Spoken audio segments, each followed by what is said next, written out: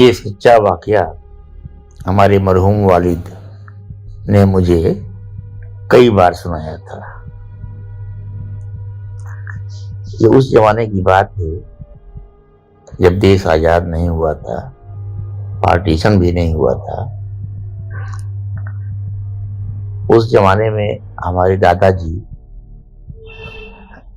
के गहमर में किराने की एक बहुत बड़ी दुकान हुआ करती थी, जो सबसे बड़ी दुकान थी इलाके की, और उसमें काफी भीड़ रहती थी।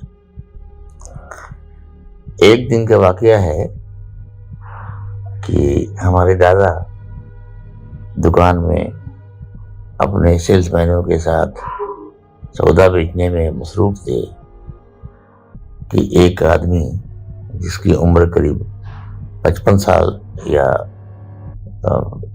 58 साल के आसपास थी, दाढ़ी, चेहरे पर दाढ़ी थी और कुर्ता पजामा पहने हुए थे, वो दुकान के सामने वाली बेंच पर आके बैठ गया। दादा ने सोचा कि कोई ग्राहक होंगे, किसी दूसरे गांव के, अनजाना चेहरा था। तो दादा ग्राहकों में मसरूफ रहे।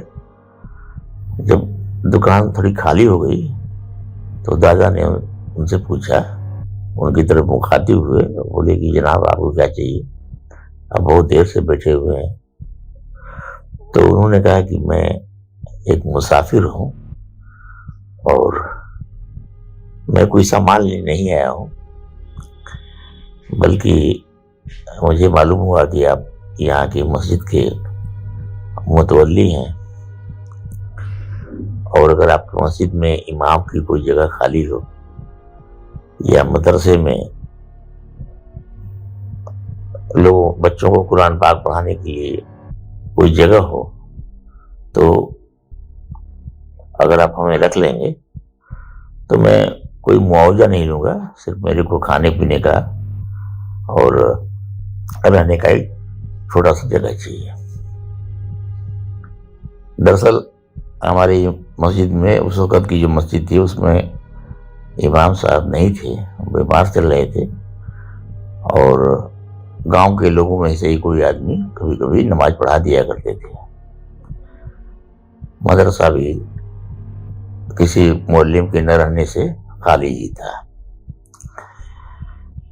बहरहाल दादा ने उनका नाम पूछा कि आपका नाम क्या है, तो उन्होंने अपना नाम शेर अली बताया। दादा ने कहा ठीक है, और आप कल से फजर की नमाज से शुरू कर दीजिए और उसके बाद बच्चों को अरबी पढ़ाइएगा सुबह 7 बजे। वो दादा को सलाम करके जाने लगे तो दादा ने कहा कि बैठिए। दादा ने उनके लिए चाय मंगवाया घर से और कहा कि ऐसा है कि हमारा एक लड़का है, सद्दीक नाम है उसका, वो करीब 10 साल का है, यहाँ के मिडिल स्कूल में पढ़ता है और वहां पर उसको अरबी नहीं, वो अरबी नहीं पढ़ पाया है, तो उसको आप अरबी पढ़ा करके कलाम पाक उसका पूरा करा दीजिए।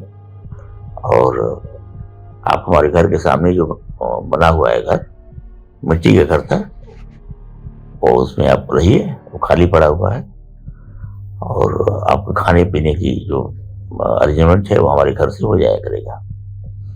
दरअसल जिस घर में दादा ने उनको ठहराने की पेशकश की थी वो हमारा ही घर था, हमारे घर के ठीक सामने, और लेकिन पुराना घर था, कदीम, मिट्टी का बना हुआ था। उसमें एक कमरे थे, एक ही 2 कमरे थे। बहरहाल मौलवी साहब, शेर अली साहब उसमें मुकीम हुए और उन्होंने इमामत भी शुरू कर दी और बच्चों को कुरान मजीद का दर्स देना भी। वालिद साहब चूंकि 8 साल 10 साल के बच्चे थे और बच्चों को मेहमान बड़े पसंद होते हैं, तो वालिद साहब हमेशा उनकी खिदमत में रहते थे। सुबह उनका चाय ले जाना, फिर नाश्ता ले जाना, फिर दोपहर का खाना, रात का खाना और फिर मौलवी साहब उनको अच्छी अच्छी कहानियां सुनाते थे, बड़े प्यार से पढ़ाते भी थे। और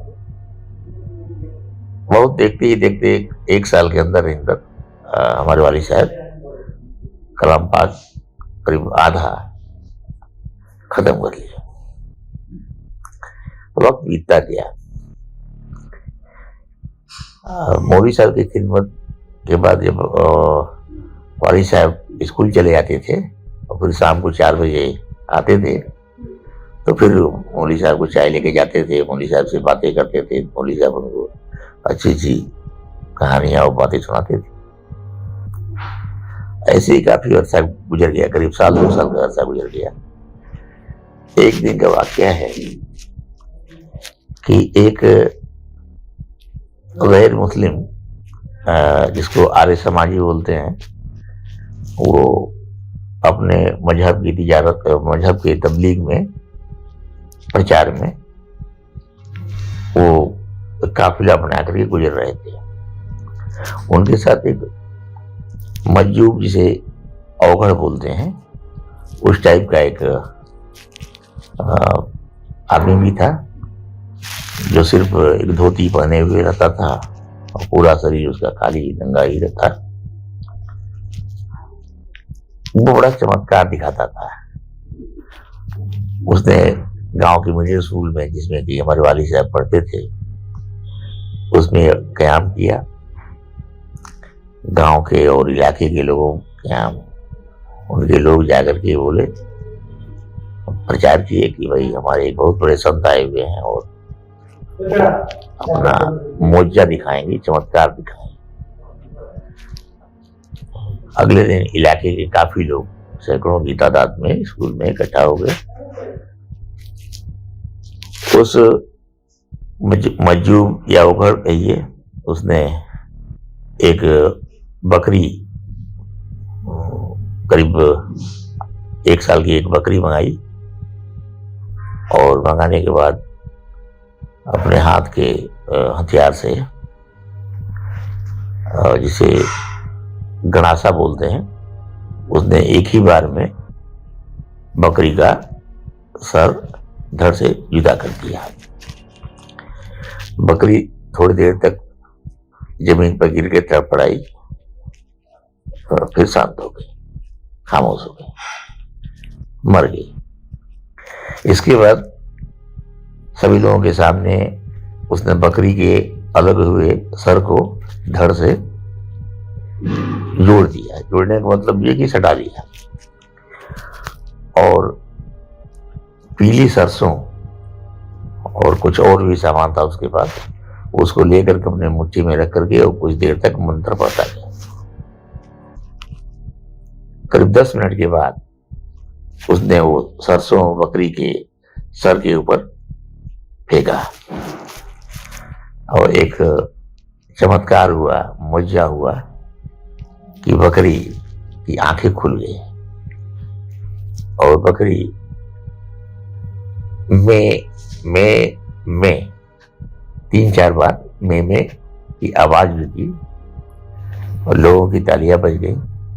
लोगों ने काफी, मतलब कि आश्चर्य हुआ सभी लोगों को, और उनके साथ जो लोग थे वो बोले कि देखिए हमारे धर्म में इतनी ताकत है कि हमारे इस सिद्ध बाबा ने इस मरी हुई बकरी को जिंदा कर दिया। हालांकि वो बकरी परमानेंट जिंदा नहीं हुई थी, मुश्किल से आधा मिनट ही उसने आँख खोली थी और आधा मिनट के लिए जैसे जान उसके शरीर में लौट आई थी, उसके बॉडी में लौट आई थी, सिर्फ आधा मिनट की। इस दरमियान वो में करती थी। तालियां बज गई, लोग बड़े मुतासिर हुए। हमारे वालिद साहब भी चूंकि उसी स्कूल में पढ़ते थे, तो उस भीड़ में वो भी शामिल थे देखने में। अच्छा, जैसा एक नेचुरल बात है कि बच्चों का दिल बड़ा पाक साफ होता है और वो बहुत जल्दी ही जज्बात में बह जाते हैं। 4 बजे शाम को जब छुट्टी हुई, वालिद साहब घर आए, बस्ता रखा और सीधे मौलवी साहब के यहाँ चले गए। बड़ा उदास बैठे थे। मौलवी साहब ने पूछा शेरगली साहब ने, सदीक क्या बात है, आज तो तुम शैतानी नहीं कर रहे हो, बहुत खामोश बैठे हो। और वाली साहब ने मुंह लटका कर कहा कि मौलवी साहब, आज तो हमारे स्कूल में एक बहुत बड़ा अवघड़ आया हुआ था, मजरूब आया हुआ था, वो गैर मुस्लिम था और उसने एक ऐसा मौजा दिखाया कि मैं और बहुत लोग बहुत ज़्यादा उससे इम्प्रेस हुए। और उसने एक चैलेंज भी किया कि अगर हमारे धर्म के अलावा कोई दूसरा धर्म का व्यक्ति पा करके ऐसा मुझे दिखा दे तो मैं उसको अपना गुरु बना लूंगा। मौलवी साहब ने सारी कहानी सुनी, फिर बड़े जोर से हंसे, मुस्कुराए, बोले सदीक ये सब बाजीगरी है, ये कौन बड़ी बात है। तो वालिद साहब ने कहा कि नहीं मौलवी साहब, आप रात रात भर बैठ करके इबादत, रात रात भर जग करके इबादत करते हैं, गंगा नदी के किनारे जाकर ये रात गुजारते हैं और रात रात भर इबादत करते हैं, तो जाहिर सी बात है कि आपके अंदर भी वो कुव्वत होगी कि आप उस घमंडी का जवाब दे सके। मौलवी साहब ने कहा कि सदीक ये सब चीज ठीक नहीं है, तुम क्यों ये सब चीज के चक्कर में पड़ते हो। अरे उसने आया दिखाया, जाने दो उसको। लेकिन हमारे वाली साहब ने जिद कर लिया। वाकई मौलवी साहब हमारे वाली साहब को बहुत मानते थे, बहुत प्यार करते थे। उन्होंने कहा ठीक है, जब तुम इतना जिद कर रहे हो तो जाओ अपने स्कूल के हेडमास्टर से कहना कि जो उन्होंने मुआवजा दिखाया है, चमत्कार दिखाया है, हमारे मौलवी साहब भी कल स्कूल में आकर के उनसे बड़ा चमत्कार दिखा देंगे। वालिद साहब अगले दिन सुबह ही उठे, हेडमास्टर से जाके मिले। हेडमास्टर क्रिश्चियन था और उन्होंने कहा कि हमारे मौलवी साहब हैं, बहुत आलिम हैं और बड़े अल्लाह वाले हैं और वो बहुत इबादत गुजार हैं, और वो उन्होंने कहा है कि आज मैं आकर के मैं भी इनके चमत्कार के जवाब में मैं भी चमत्कार दिखाऊंगा। अगर चमत्कार से ही कोई धर्म बड़ा हो जाता है या छोटा हो जाता है तो उसके एवज में मैं भी कल चमत्कार दिखाऊंगा। ठीक 10 बजे इलाके के काफी लोग इकट्ठा हुए। लोग बड़े उत्सुक थे कि भाई आज क्या होने वाला है। आज एक शैतानी अमल वाले से एक कामिल फकीर का मुकाबला है। अब देखते हैं कि क्या होता है। वालिद साहब बताते थे कि उस दिन स्कूल में करीब 1000 के आसपास लोग इकट्ठे थे। सब लोग जमीन पर बैठे थे। वो अवघड़ एक तरफ खड़ा था और बीच में प्रिंसिपल जो स्कूल के हेडमास्टर थे और भी जो टीचर थे उनकी कुर्सियां लगी हुई थी। एक मेज, लकड़ी का एक मेज था, वो मेज प्रिंसिपल हेडमास्टर के कुर्सी के आगे रखा हुआ था। मेज के एक किनारे पर वो अवघड़ खड़ा था और दूसरे किनारे पर मौलवी साहब सबको सलाम करके खड़े हुए। पहले अवघड़ ने अपना चमत्कार दिखाना शुरू किया। एक बकरी बुलाई गई।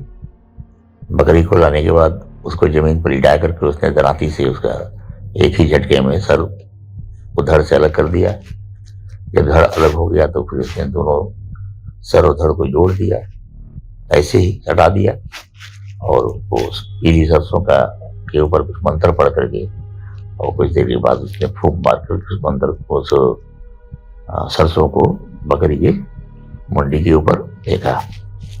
बकरी की आंखें खुल गई। कुछ सेकंडों के लिए बकरी फिर में करने लगी और करीब 20-25 सेकंड या 30 सेकंड तक में करने के बाद वो बकरी फिर मर गई। तब उस अवघड़ ने कहा कि अब कोई है हमारे इसका जवाब देने के लिए। इस तरीके का मुआवजा या चमत्कार दिखाने के लिए वो मैदान में आए।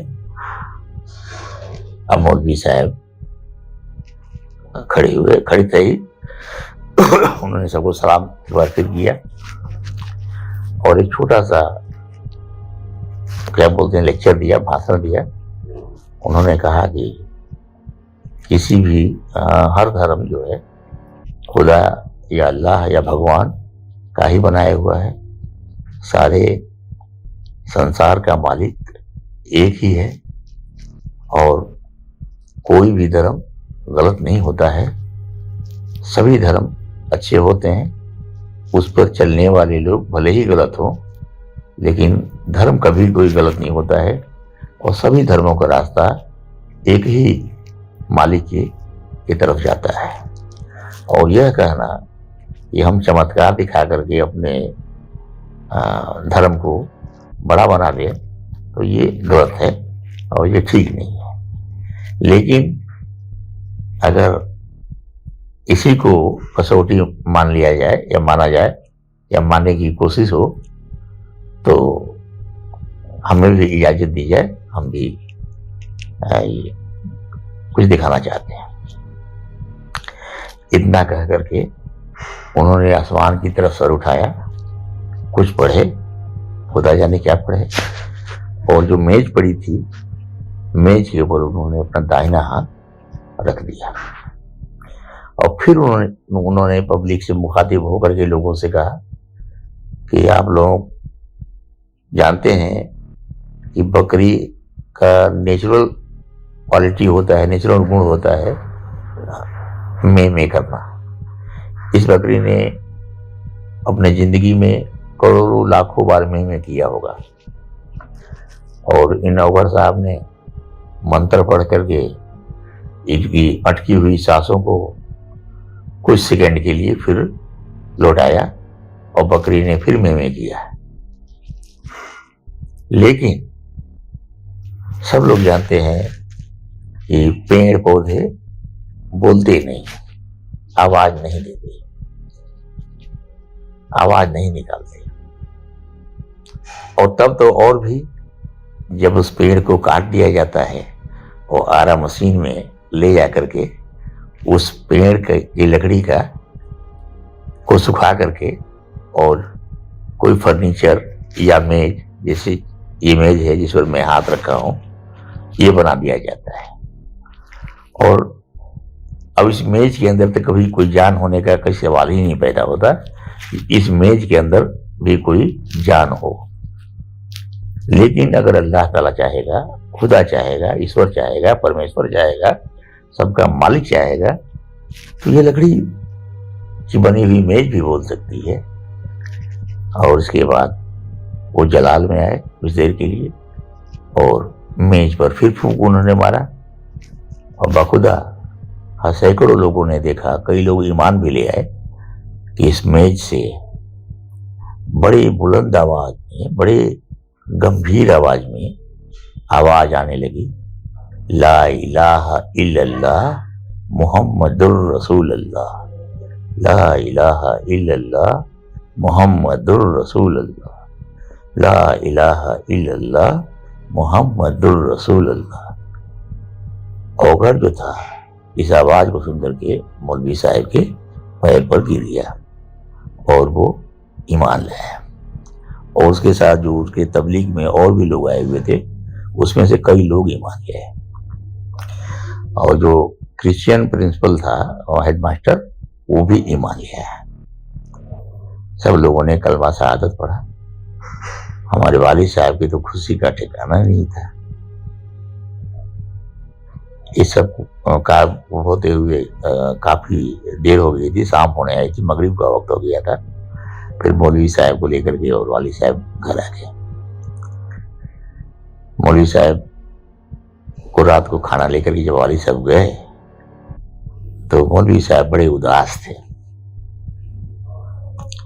हमारे वाली साहब ने पूछा कि आज आप क्यों उदास हैं? आज तो आपने इतना बड़ा चमत्कार दिखा दिया है कि पूरे इलाके में आपका नाम हो गया है और यहाँ तक कि वो जो ओघड़ था वो भी आपका शागिर्द हो गया, मतलब, और ईमान ले आया। मौलवी साहब बोले कि सतीक तुम नहीं समझोगे इस सब बातों को, बस ये है कि आज मेरा सर दर्द कर रहा है, थोड़ा सा सर में तेल लगा दो और मैं खाना खा लेता हूँ, तो अब तुम चले जाओ घर और तुमको जो सबक हमने दिखाया है और याद रखना और अपना सर लाओ। इसके बाद उन्होंने उनके सर पर हाथ फेरा। मौलवी साहब कुछ समझ नहीं आया कि मौलवी साहब आज ऐसी बाकी बाकी बातें क्यों कर रहे हैं। खैर वो चले गए घर में, सामने ही घर था। गए, दादी से उन्होंने खाना लिया, मौलवी साहब का पानी लिया, लेकर के आए। मौलवी साहब बैठ के खाना खाए। खाना खाने के बाद वो थोड़ी देर तक वो ईशा की नमाज पढ़े। नमाज पढ़ने के बाद वाली साहब उनका पैर दबाए, सर दबाए और फिर उन्होंने वाली साहब से कहा कि बेटा तुम जाओ, और ये कह करके मौलवी साहब की आंखों में आंसू आ गए। वाली साहब बड़ा अजीब लगा कि आज तक कभी ऐसा मौलवी साहब ने किया नहीं था। हमेशा खुश होकर के मेरे को विदा करते थे, आज क्यों आंख में आंसू आ गए। बहरहाल बड़े गमगीन मन से घर आ गए मौलवी साहब। रात भर वाली साहब को नींद नहीं आ रही थी, पता नहीं क्यों मौलवी साहब ऐसा आज उनका बिहेव क्यों हो गया था, इतने गमगीन क्यों हो गए थे। सुबह एकदम 8 बजे फजर की नमाज के बाद मौलवी साहब ने माँ से कहा, अरे सॉरी हमारे वाली साहब ने माँ से कहा, माँ मौलवी साहब के लिए चाय बना कर दे दो। माँ ने कहा तो चाय तो ले जाते हो 7 बजे, अब इतना सवेरे क्यों लेके जा रहे हो। बोले कि नहीं माँ चाय बनाते उनको, हमसे बोले हैं सुबह ही चाय देना। खैर माँ ने वाली साहब के इशारे पर चाय बनाया। उस जमाने में वो एल्युमिनियम की केटली हुआ करती थी, उसमें चाय लेकर के वाली साहब के हम आए। तो वाली साहब देख के दंग रह गए कि दरवाजा हल्के से धक्का देने से ही खुल गया और मौलवी साहब कमरे में नहीं थे। उन्होंने सोचा एक सेकंड के लिए कि हो सकता है कहीं गए हो, लेकिन मौलवी साहब फिर आधा घंटा तक वाली साहब बैठे रहे चाय लेकर के, मौलवी साहब नहीं आया। फिर सुबह हो गई, काफी लोग आने लगे, दुकान खुल गई, भीड़ भाड़ चालू हो गई। मौलवी साहब ने जाकर के दादा से कहा, हमारे दादा से जो उनके वाली साहब थे उनसे कहा कि मौलवी साहब तो है ही नहीं, पता नहीं कहाँ चले गए हैं। और रात को ही उनका बड़ा थोड़ा अजीब टाइप का बिहेव था, वो उनकी आंख से आंसू आ रहे थे, पता नहीं क्यों, वो बड़े उलझी उलझी बातें कर रहे थे। इसलिए मैं सुबह ही सुबह चाय लेके आ गया था, लेकिन उनका पता नहीं है, 2-3 घंटा हो गया। अगर कहीं गए होते तो 8 बजे गया, तो आ जाना चाहिए था। फिर दादा ने अपने कारिंदों को मस्जिद में भेजा कि शायद मस्जिद चले गया हूँ, लेकिन कहीं नहीं मिले। मौलवी साहब हमारे गांव को छोड़ के जा चुके थे। तब एक बड़े बुजुर्ग थे मोहल्ले के, उन्होंने कहा कि देखिए कल इन्होंने जो मौजा दिखाया था स्कूल में, वो इसीलिए चले गए कि अब उनको लगा कि मेरा राज खुल गया है और अब लोग सुबह से उनके यहाँ भीड़ लगने लगेगी, लोग उनको पैर पकड़ने लगेंगे, लोग उनकी पूजा करने लगेंगे, जो बहुत बड़ा शिर्क हो जाएगा। इसलिए वो बगैर सबको किसी को बताए वो चले गए। वाली साहब बताते हैं कि इस अरसे के गुजर जाने के करीब 30 साल बाद लाहौर से, जो अब पाकिस्तान का हिस्सा है, वहां से एक पोस्ट कार्ड आया वाली साहब के दादा के एड्रेस पर, गांवर में, हमारे गांव। उसमें उर्दू में ये लिखा हुआ था कि यहाँ एक बड़े कामिल बुजुर्ग इस आस्थाने पर रहते थे, जिनकी तबीयत पिछले 1 हफ्ते से काफी खराब चल रही थी, और उन्होंने एक वसीयत किया था यहाँ के मुजावरों से कि अगर मेरा इंतकाल हो जाता है तो मेरे इंतकाल की खबर इस पते पर, जो पता उन्होंने लिखवाया था, दे दिया जाए। तो आप कौन हैं हम लोग नहीं जानते हैं, लेकिन उन्होंने जो पता लिखवाया था और जो तहरीर बताई थी, उसके अनुसार हम लोग आपको खबर दे रहे हैं कि ये जो कामिल बुजुर्ग थे वो पर्दा कर गए, इंतकाल कर गए। तो ये एक सच्ची कहानी थी। ऐसे ऐसे लोग भी पहले जमाने में हुआ करते थे, अब भी होते होंगे, लेकिन नजर नहीं आते हैं। ऐसे लोग छिपे रहते हैं, ये आम आदमियों की तरह रहते हैं। इन्हें देख करके कोई समझ नहीं पाएगा। इनका पहनावा, इनका रहन सहन, इतने बड़े कामिल थे, इतने बड़े अल्लाह वाले थे, इतने बड़े चमत्कार उन्होंने दिखा दिया। कई लोग ईमान ले आए उनके इस पर, लेकिन उनका जीवन, उनकी जिंदगी बिल्कुल आम जिंदगी यही थी। वो बच्चों को पढ़ाते थे जैसे एक मौलवी पढ़ाता है।